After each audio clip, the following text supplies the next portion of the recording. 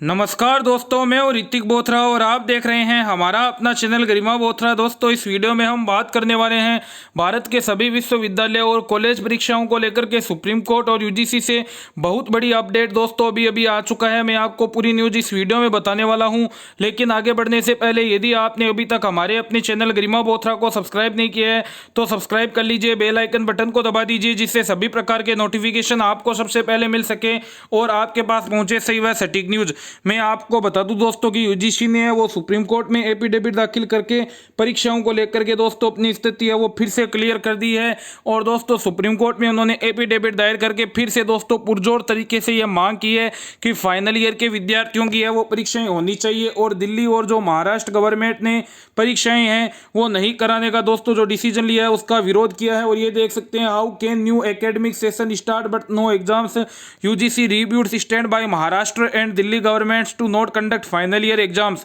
यानी दोस्तों मैं आपको बता दूं, यूजीसी ने है वो सुप्रीम कोर्ट में एफिडेविट दाखिल करके साफ साफ यह बात कही है कि किस प्रकार से नया अकादमिक सत्र बिना परीक्षाओं के है वो शुरू हो सकता है, ये बात है वो बताई जाए। ये दोस्तों आप देख सकते हैं जो यूनिवर्सिटी ग्रांट कमीशन है उन्होंने दोस्तों जो महाराष्ट्र और दिल्ली गवर्नमेंट ने डिसीजन लिया है फाइनल ईयर के एग्जाम नहीं कराने का, उसका है वो कड़ा दोस्तों मैं आपको बता दूं विरोध किया है। ये देख सकते हैं उन्होंने कहा है कि किस प्रकार से नया अकादमिक सत्र है वो बिना परीक्षाओं के है वो शुरू हो सकता है। मैं यदि आपको बताऊं कि यूजीसी की ओर से रिप्लाई किसने दिया है तो जो डॉक्टर निखिल कुमार जी है, एजुकेशन ऑफिसर है यूजीसी के दोस्तों, उन्होंने है वो इस बात का जवाब दिया है और कहा है कि महाराष्ट्र गवर्नमेंट के इस डिसीजन का विरोध करते हुए उन्होंने कहा है कि जो यूनिवर्सिटीज में फाइनल ईयर के एग्जाम नहीं कराने का फैसला लिया गया है वो बिल्कुल ही गलत है दोस्तों। साथ ही साथ में उन्होंने एक बड़ी बात ये और कही है कि एक तरफ तो महाराष्ट्र सरकार ये बात कह रही है कि वो परीक्षाएं हैं वो नहीं करवाएगी, फाइनल ईयर के एग्जाम इस सिचुएशन में नहीं करवाई जा सकती। दूसरी ओर जो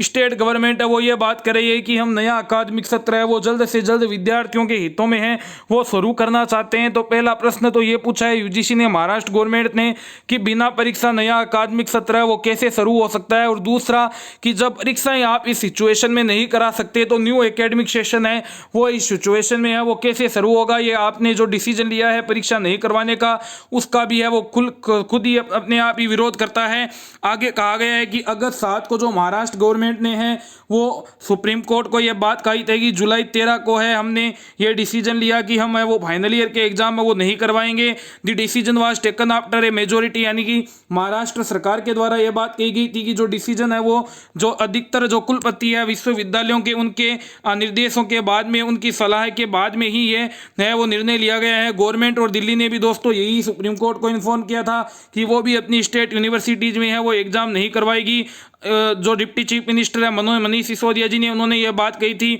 अब दोस्तों आप ये देख सकते हैं यूजीसी ने साथ ही साथ में ये बात और कही है कि ये कहना भी बिल्कुल गलत होगा कि जो यूजीसी की गाइडलाइंस है वो not binding on the state governments and it's universities. यानी दोस्तों यूजीसी की ओर से यह बात कही गई है एफिडेविट में कि यह कहना बिल्कुल गलत है कि यूजीसी की ओर से जो गाइडलाइंस है वो बनाई गई है वो राज्य और विश्वविद्यालय को माननी जरूरी नहीं है। जबकि दोस्तों मैं आपको बता दूं कि कल खुद ही कर्नाटक हाईकोर्ट में यूजीसी काउंसिल की ओर से दोस्तों जो वकील साहब थे उन्होंने ये बात कही थी कि यूजीसी की जो गाइडलाइंस है वो मैंडेटरी नहीं है, वो केवल एडवाइजरी है, उस पर जो अंतिम निर्णय लेना है वो यूनिवर्सिटी की बॉडी लेगी, यानी कि विश्वविद्यालय प्रशासन लेगा। लेकिन दोस्तों जो सुप्रीम कोर्ट में एफिडेविट दाखिल करके उन्होंने जो बात कही है कि यूजीसी की जो गाइडलाइंस है वो चाहे कोई सा भी राज्य हो कोई सा भी विश्वविद्यालय हो उनके लिए माननी है वो बाइंडिंग रहेगी, बाध्यकारी रहेगी। यानी दोस्तों मैं आपको बता दूं हाईकोर्ट और सुप्रीम कोर्ट में यूजीसी है वो अलग अलग बात रख रहे हैं। पहली बात तो दोस्तों मैं अपने सभी वकीलों से ये रिक्वेस्ट करूंगा कि वो इन दोनों पॉइंटों को है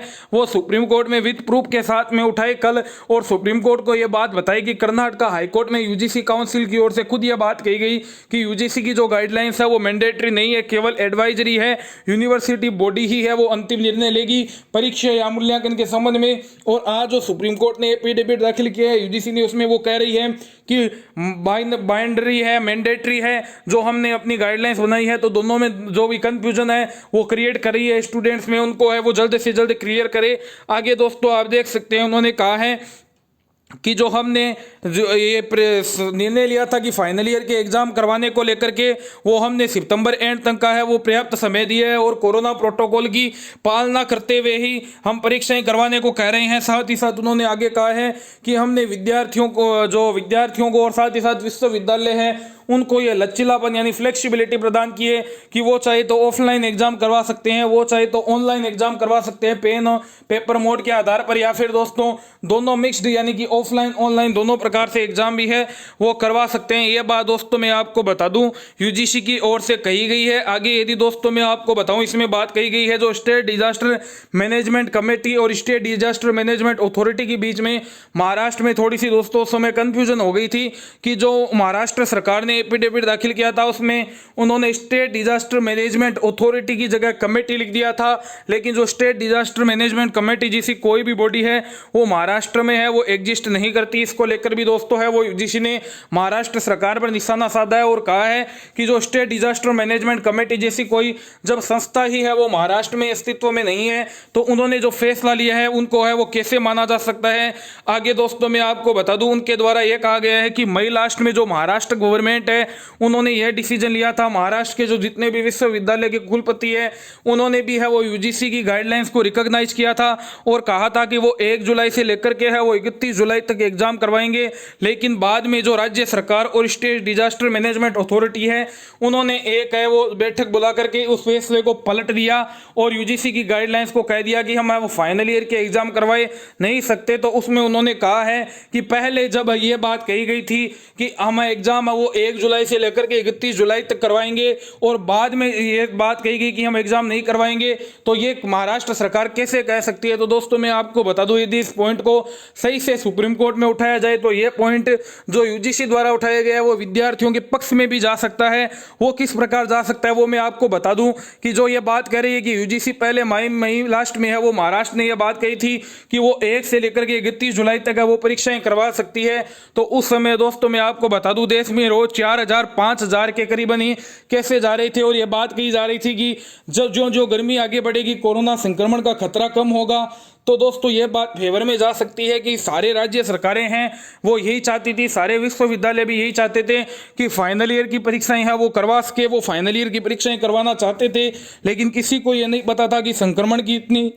भयावह कंडीशन भी आगे आने वाली है। सिचुएशन ऐसी आने वाली है कि रोज देश में 60,000 से ज़्यादा केस आएंगे और यदि पिछले 24 घंटे की बात करूं मैं तो रिकॉर्ड दोस्तों मैं आपको बता दूं 66,999 केसेज है वो भारत में, यानी 67,000 केसेज करीबन है वो पिछले 24 घंटे में भारत में आ चुके हैं। 950 से अधिक है वो मौतें देश में पिछले 24 घंटे में हुई है। कुल मौतों की यदि मैं बात करूं तो 47,000 का आंकड़ा है वो भारत में पार कर चुका है। तो इस कंडीशन में है वो कैसे एग्जाम ली जा सकती है। तभी दोस्तों जो स्टेट डिजास्टर मैनेजमेंट अथॉरिटी और स्टेट गवर्नमेंट है उन्होंने अपने डिसीजन को ही है वो रिवर्स किया और ये बात कही कि विद्यार्थियों के स्वास्थ्य और सुरक्षा को प्राथमिकता देते हुए हम विद्यार्थियों के हितों में निर्णय लेंगे और उन्हें अगली कक्षा में प्रमोट करके जो उनके आगे जॉब अपॉर्चुनिटीज है, हायर क्लासेज में एडमिशन है, उनके करियर है, उनको हम प्रायोरिटी देंगे। तो दोस्तों यदि इस मामले को इस प्रकार से उठाया जाएगा तो यूजीसी ने जो खुद अपना एफिडेविट दाखिल किया उस पॉइंट को भी हम दोस्तों है वो उनके इनवर्स में ये जाएगा, रिवर्स में उनके ये पॉइंट जाएगा और हमारी बात भी दोस्तों वो रह जाएगी। आगे उन्होंने दिल्ली गवर्नमेंट के निर्णय को लेकर भी यही बात कही है कि दिल्ली गवर्नमेंट ने जो निर्णय लिया है परीक्षाएं न करवाने का वो पूरे देश में है वो उच्च शिक्षा के नियामकों को है वो खिलाफ है। उच्च शिक्षा की इससे है वो कोई भी आधारशिला नहीं बची रह सकेगी, उच्च शिक्षा का जो अभी अस्तित्व है वो खतरे में पड़ जाएगा। दोस्तों ये बात मैं आपको बता दूं जो यूजीसी है उसके एफिडेविट्स में है वो कही गई है और कल इसको दोस्तों अशोक भूषण जी की बेंच की जो 3 सदस्यीय बेंच है उनकी अध्यक्षता में है वो इस पर सुनवाई होने वाली है। तो ये बड़ी बात हो दोस्तों मैं आपको बता दूं यूजीसी की ओर से कही गई है। यूजीसी अभी भी साफ साफ क्लियरली ये बात कर रही है कि वो फाइनल एग्जाम लेंगे, जबकि कल दोस्तों मैंने आपको वीडियो के माध्यम से पहले ही बता दिया था कि यूजीसी अपने खुद के नियमों का वॉयलेशन कर रही है। जो यूजीसी के पूर्व चेयरमैन है डॉक्टर वेद प्रकाश जी, उन्होंने खुद ने यह बात कही थी कि डिग्री देने का अधिकार विश्वविद्यालय के अलावा किसी को नहीं है, यूजीसी डिग्री नहीं देती। जबकि जो सॉलिसिटर जनरल तुषार मेहता जी है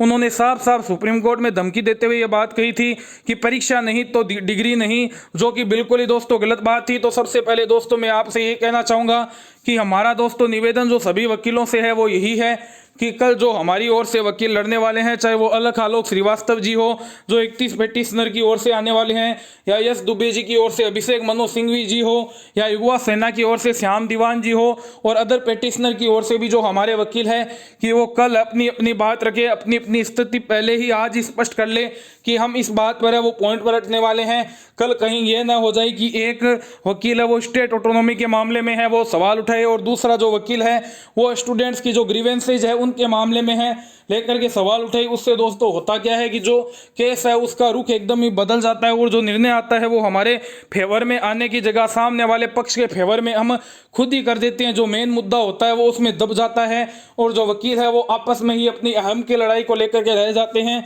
तो मैं उन सभी वकीलों से ये रिक्वेस्ट करता हूं कि आप एक बार अपना अहम दूर रखिए। सभी विद्यार्थियों के लिए आप पहले कोई वीडियो कॉन्फ्रेंसिंग कर लीजिए, बात कर लीजिए, और उसके बाद में कल सुप्रीम कोर्ट में जाइए। लाखों लाखों करोड़ों विद्यार्थियों को जो आपसे उम्मीदें हैं आप उस पर खरा उतरिए। साथ ही साथ में जो सुप्रीम कोर्ट के दोस्तों जजेस हैं उनसे भी मैं यही दोस्तों आशा करता हूं, उम्मीद करता हूं कि वो भी पूरी न्यूट्रलिटी का देखते हुए जो कानून है उनके अनुसार ही है वो कोई निर्णय देंगे। विद्यार्थियों के स्वास्थ्य सुरक्षा को प्राथमिकता देंगे, उनके आगे के जॉब करियर के बारे में सोचेंगे, उनके हायर क्लासेज के एडमिशन के बारे में सोचेंगे, और यूजीसी जो खुद अपने एक्ट का नियमों का उल्लंघन कर रही है उस पर भी कार्यवाही करेंगे। और मिनिस्ट्री ऑफ होम अफेयर्स ने अभी तक दोस्तों मैं आपको बता दूं अपना एफिडेविट दायर नहीं किया है, उन पर भी दोस्तों कड़ी कार्यवाही की जानी चाहिए और उनको सुना भी नहीं जाना चाहिए। मेरी तो यहां तक रिक्वेस्ट है दोस्तों, जब 7 अगस्त को उनको एफिडेविट दाखिल करना था, आज 13 अगस्त हो चुका है, अभी तक एफिडेविट दाखिल नहीं किया गया। और यूजीसी भी दोस्तों ये देख लीजिए कि उनकी एक चली चलाई चाल पहले से है कि वो लास्ट टाइम पर एफिडेविट दाखिल करती है।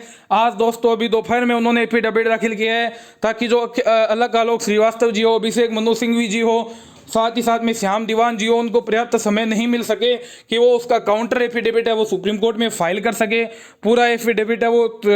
तरीके से वो रीड कर सकते। ये यूजीसी की चाल है। फिर भी दोस्तों हमारे वकील पूरी तरीके से तैयार है, और वो दोस्तों काउंटर एफिडेविट या फिर सुप्रीम कोर्ट में कोई भी एप्लीकेशन है वो भी यदि दायर करनी पड़ी तो आज ही दोस्तों है वो दायर कर देंगे। विश्वविद्यालय और कॉलेज परीक्षाओं को लेकर के कोई भी अपडेट, कोई भी न्यूज आती है तो आपके साथ शेयर करके आपको तुरंत जानकारी दे दी जाएगी। धन्यवाद। वीडियो अच्छा लगा हो तो अधिक से अधिक शेयर जरूर करें। चैनल को सब्सक्राइब नहीं किया है तो सब्सक्राइब करके बेल आइकन बटन दबा लें। कल की सुनवाई से जुड़ी पल पल की अपडेट आपको मिलती रहेगी। धन्यवाद।